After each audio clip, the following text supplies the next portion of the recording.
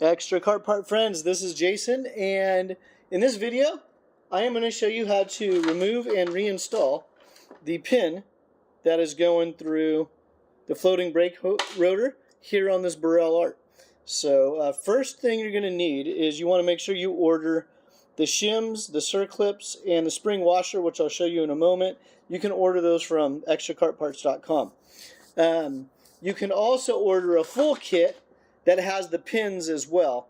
But on this particular cart, the pins were in excellent condition, and I'm going to reuse the pins and replace the shims and the circlips for preventative maintenance. So you'll need a pair of external, see, external opens when you clamp on them, external circlip pliers. The circlip is going to be on the outside. Bear with me for a moment. I can't really see the inside there. Okay, and you want to hold those because you'll jump them. So, circlip. Then you'll have a shim. You'll have another shim. You'll have a spring washer, and the spring washer goes against the face of the pin.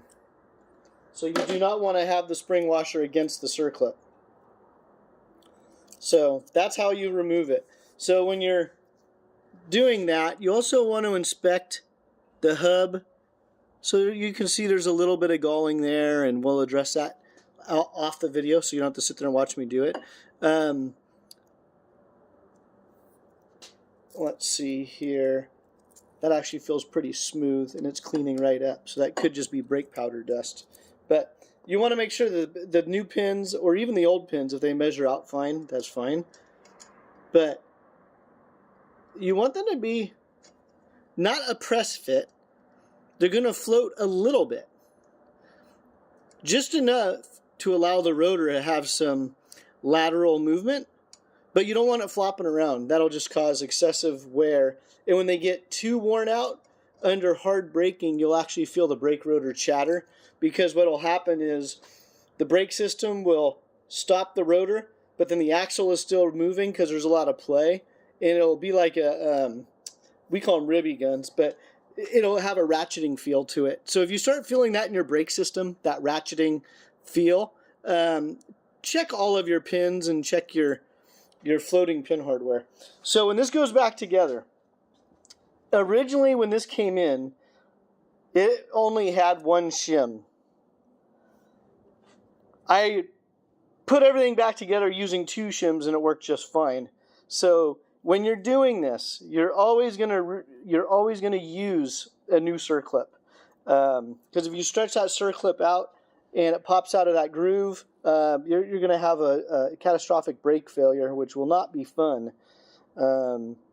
So I've already addressed that in other videos, though, so I feel like I'm rambling. So you have the pin, the wave washer. Let's get this against, there you go, against the white background there. You see how it's bent? This is a spring washer, so when this is installed, it applies a little bit of a tension to take away that lateral movement in the pin itself.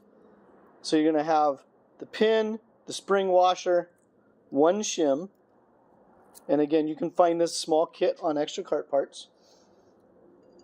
You're going to slide that through. You're going to have the second shim.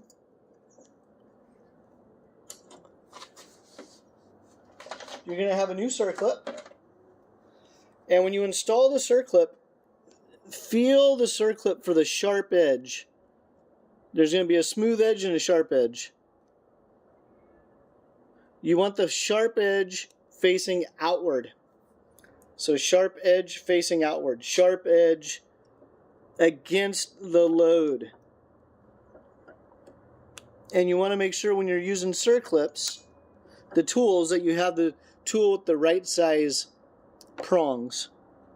And what I like to do is, I'm not going to do it right this second, but I take a socket that clears the pin, but the face will rest on the circlip. And I like to give everything just a nice press to make sure there's a nice solid feel with that circlip inside the groove.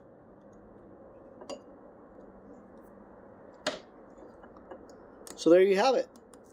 Another how-to video for the karting do-it-yourselfers out there.